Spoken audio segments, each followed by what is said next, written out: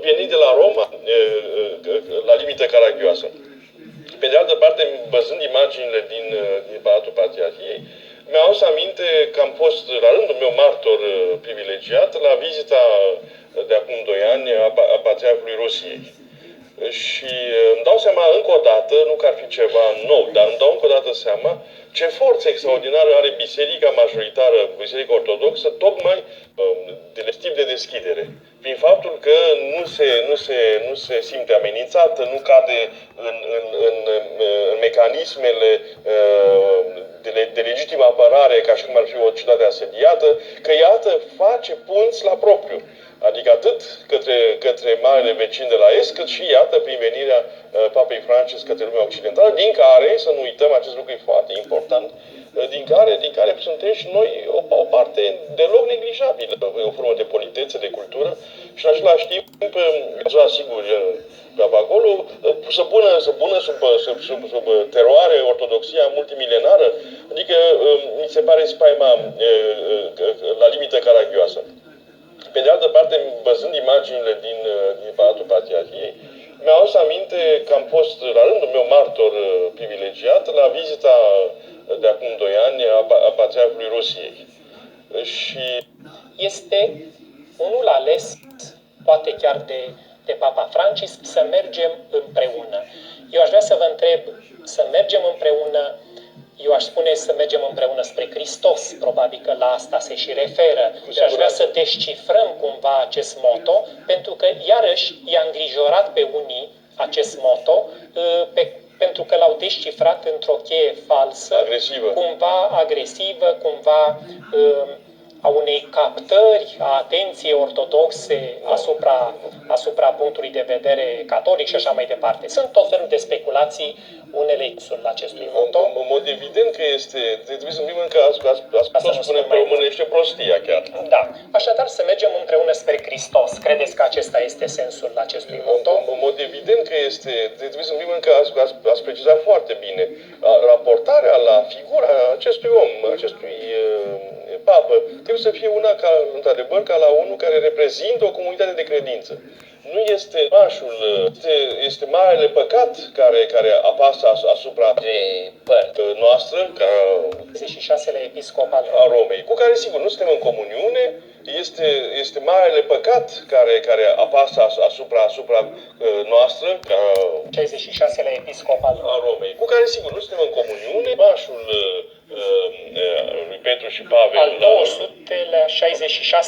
al 266-lea episcop al Romei, cu care, sigur, nu suntem în comuniune. Este marele păcat care apasă asupra 66-lea, al 266-lea episcop al Romei, cu care, sigur, nu suntem în comuniune. Este marele păcat care apasă asupra noastră, ca creștini ce suntem, faptul că nu putem să ne împărtășim cu adevărat. Ar trebui să apese asupra noastră fiecare dintre părți. Bineînțeles, că nu e doar de o parte și de cealaltă, că adevărat. Ar trebui să apese asupra noastră care apasă asupra noastră, ca creștini ce suntem, faptul că nu putem să ne împărtășim cu adevărat.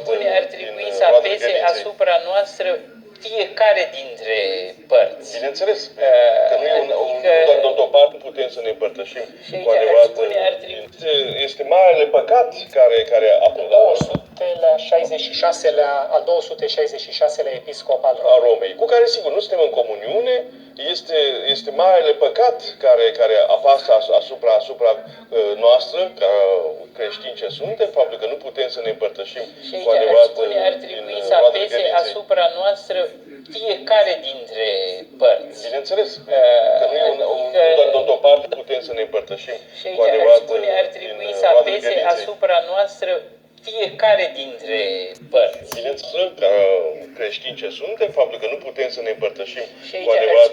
Ar trebui să apese asupra noastră fiecare dintre noastră, ca creștini ce suntem, faptul că nu putem să ne împărtășim cu adevărat.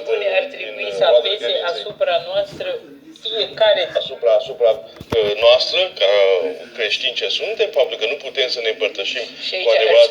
Ar trebui să apese asupra noastră fiecare dintre părți. Bineînțeles, că nu e doar de o parte și Și cu aici adevărat aș spune ar trebui să apese asupra noastră fiecare dintre părți. Bineînțeles, că nu e faptul că nu putem să ne împărtășim Și cu aici adevărat aș spune ar trebui să apese asupra noastră fiecare dintre părți. Bineînțeles, că creștini ce suntem, faptul că nu putem să ne împărtășim Și cu aici aș adevărat spune ar trebui să apese asupra noastră fiecare dintre noastră, ca creștini ce suntem, faptul că nu putem să ne împărtășim Și aici cu adevărat aș spune ar trebui să apese asupra noastră fiecare dintre părți. Bineînțeles, că nu e doar de o parte și cealaltă. Că e adevărat că, uite, dacă aici istoricul bisericii poate să confirme, de câte ori în istoria primului mileniu, contrar percepției noastre din mod cealaltă. Că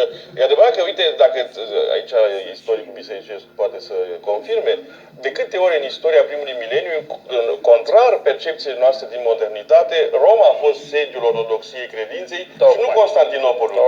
Ei, ori aceste lucruri ar trebui să ne dea de gândit. Sigur, nu cădem acum în entuziasme facile, modernitate, Roma a fost sediul ortodoxiei credinței și nu Constantinopolul. Ei, ori aceste lucruri ar trebui să ne dea de gândit. Sigur, nu cădem acum în entuziasme facile, îi luăm în seamă și pe cei care se raportează temător la figura papei ca un reprezentant al unei istorii care în raport cu noi ortodoxi n-a fost tot timpul cea mai frumoasă. Avem capitole dramatice de o parte și de alta. Da. Părintele Andrei Sclima, pe care nu-l poți bănui de necunoaștere a tradițiilor creștine, întrucât ce spunea în mijlocul foarte multor evenimente în secolul trecut, o personalitate extraordinară a ortodoxiei, spunea, apropo de teama aceasta pe care o au unii ortodoxi și îți cunoști tradiția și o trăiești, nu ai a te teme de nimic. Când ești bine centrat în propria ta, pentru că dialogul e o bucurie până la urmă. E o formă de bucurie prin întâlnirea cu celălalt. Și o confirmare a faptului că, într-adevăr, suntem pe cale. Exact. Că suntem pelerini la rândul Asta nostru. este acest să mergem împreună. Exact. E pelerinajul umanității. Deja se merge, iată, împreună pe dealul Patriarhiei, se urcă pe colina Bucuriei, cum este ea Patriarhiei. Iar noi auzim de aici elicopterul care survolează Royal. Uite, acum remarc, chiar de în fața Palatului Patriarhiei. Iar noi auzim de aici elicopterul care survolează Royal.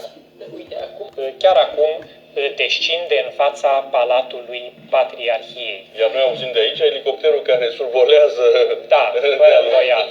Uite, acum remarc, el chiar folosește un Logan. Da, s-a spus lucrul acesta. E un lucru care ține deja de o tradiție pe care a inaugurat-o, aceea de a folosi o mașină locală în țările în care merge. Este un lucru, fără îndoială, absolut apreciabil. Eu nu o să uit imaginea pe care am văzut-o când am ajuns la Casa Albă, la prima lui vizită în America, Petre, când a venit cu 500, cu Fiat mic. Chiar acum, iată, Papa Francisc a sosit la Catedrala Patriarhală, istorică, în fața Palatului Patriarhiei. Este întâmpinat de delegatul Părintelui Patriarh Daniel, înalt preasfințitul Părinte Nifon al Târgoviștei, împreună cu câțiva consilii.